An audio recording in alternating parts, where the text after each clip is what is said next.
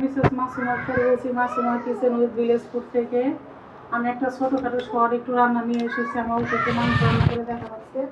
দেখুন ভিউয়ার্স, আমি এখানে গরু মাংস নিয়েছি এবং গরু মাংসের ভিতরে একটু দেখুন আমি এখানে একটু পানি সহ গরু মাংসটাকে জাল করে নেব। আমি মাংসটা সরিষা দিয়ে রান্না করে একটু হলুদ দিয়ে দিলাম আর একটু আদা পেস্ট দিয়ে দিলাম।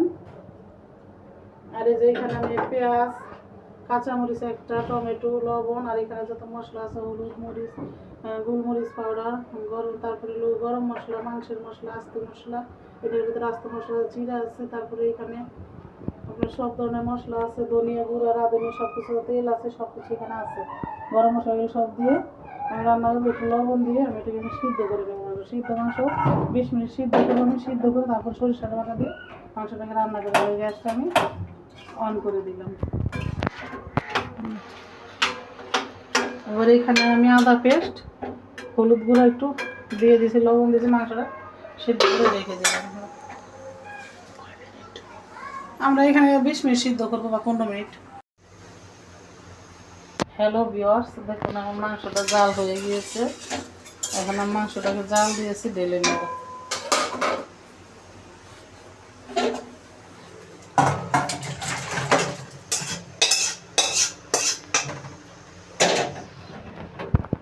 এখন আমি এইখানে 2টা এলাচ, একটা লবঙ্গ আর 2 টুকরো দারচিনি, একটা তেজপাতা দিয়ে দিলাম।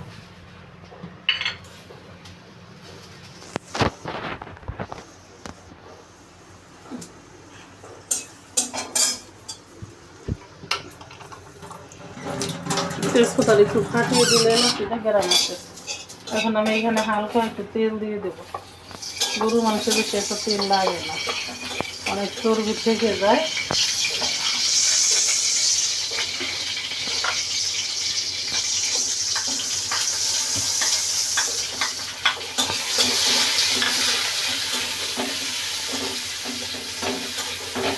পেঁয়াজ দিয়ে দিলাম।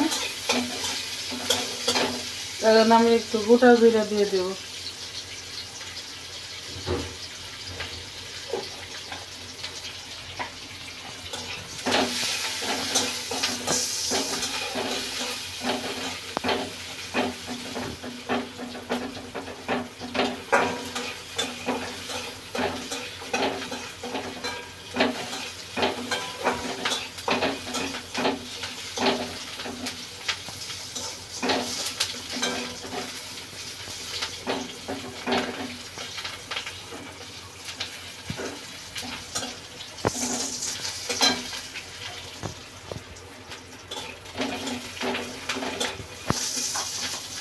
আমি এইখানে একটু সরিষা বাটা দিয়ে দিলাম, তাহলে গরু মাংসটা দিয়ে সরিষার একটা গ্রাম আসবে। সরিষার তেল একটু সরিষা বাটা দিয়ে দিলাম, যাতে সরিষার একটা তেলের গ্রাম পাওয়া যায়। আমি চাইলে আর একটু বাটাও দিয়ে দিতে পারি। এখন আমি একটু সামান্য হলুদের গুঁড়ো দিব, চামচে, কোয়াটার চামচের চেয়েও কম। আর একটু মরিচের গুঁড়ো দিয়ে দিলাম, কোয়াটার চামচ থেকেও একটু কম।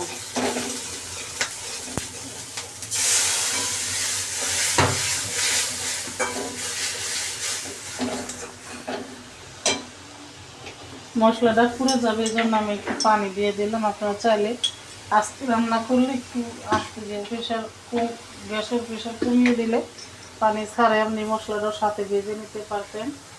এখানে একটু দিলাম ধনিয়া, রাঁধুনি, মরিচ, জিরা, সমস্ত কিছুর গুঁড়া দিলাম।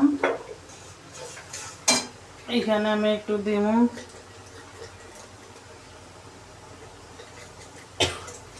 সাদা জিরার গুঁড়া, বাদা জিরা আপনারা চাইলে দিতে পারেন, করা না থাকলে গুঁড়া জিরা দিয়ে দিলেও হবে তেলে।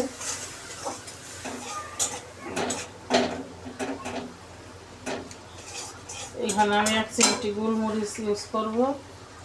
এই যে 1 চিমটি গোলমরিচ দিয়ে দিলাম।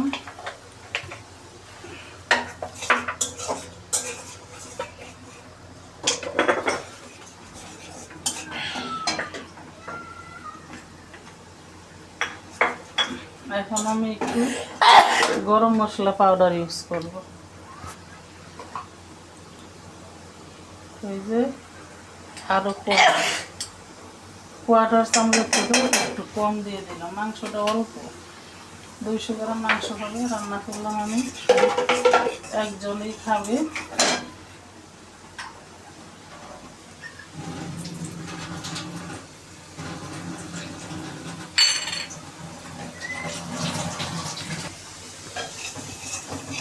এখন আমি এখান থেকে একটু পানি দিয়ে মশলাটাকে কষিয়ে নেব।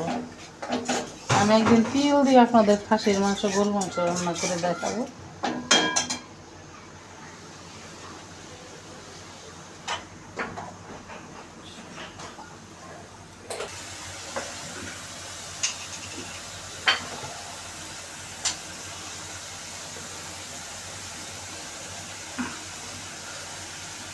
এখন আমি এখানে একটু আদা পেস্ট দিয়ে দেব, রসুন, আদা এবং পেঁয়াজের পেস্ট। এটাকে আমি ভালো করে কষিয়ে নেব।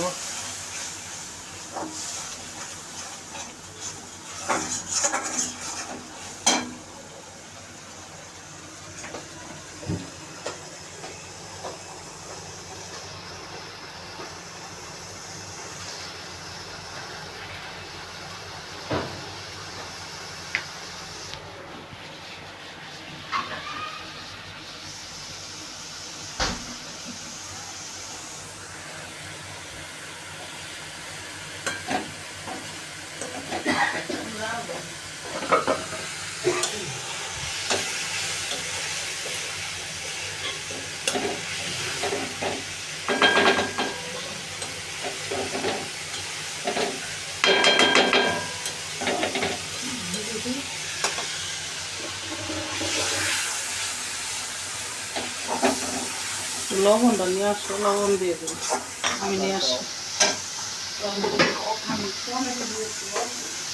টমেটো দিয়েছি।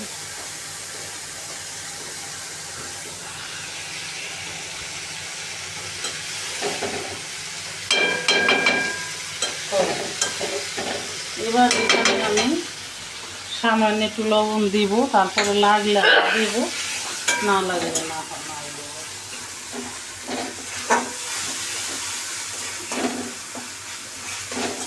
এখন আমি এখানে মাংসটা সম্পূর্ণরূপে দিয়ে দিলাম।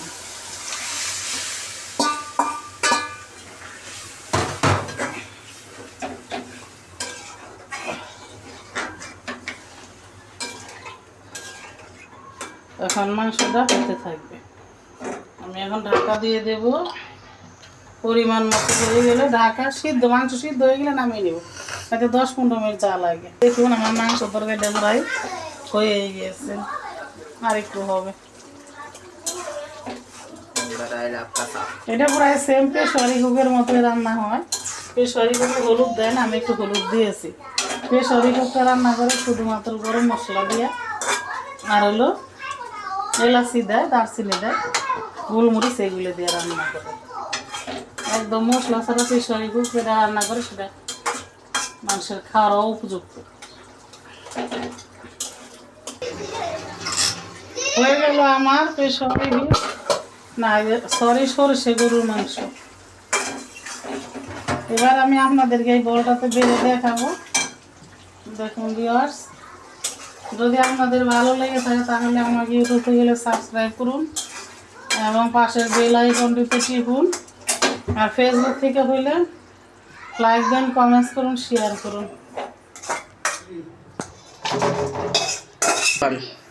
হ্যালো ভিউয়ার্স, হয়ে গেল আমার সরিষে গরুর মাংস রান্না। আপনাদের যদি ভালো লাগে রান্না করে খেয়ে দেখবেন, বেশ ভালোই লাগে খেতে। গরম ভাতে, রুটির সাথে, পুরির সাথে, নানের সাথে ভালো লাগবে, মেথি বোনার সাথে, সব ধরনের বোনের সাথে ভালো লাগবে খেতে। মুড়ির সাথে ভালো লাগবে, পোলাও দিয়ে সব কিছুর সাথে খেতে পারবেন। এখন আমার জন্য দোয়া রাখবেন, আমার সুস্থ যেন মৃত্যুর জন্য আপনাদের রান্না দিতে পারি এবং ভালো কিছু দেখাতে পারি। এখন আমার জন্য দোয়া রাখবেন। এখন গুড লাঞ্চ। আসসালামু আলাইকুম, বিদায়।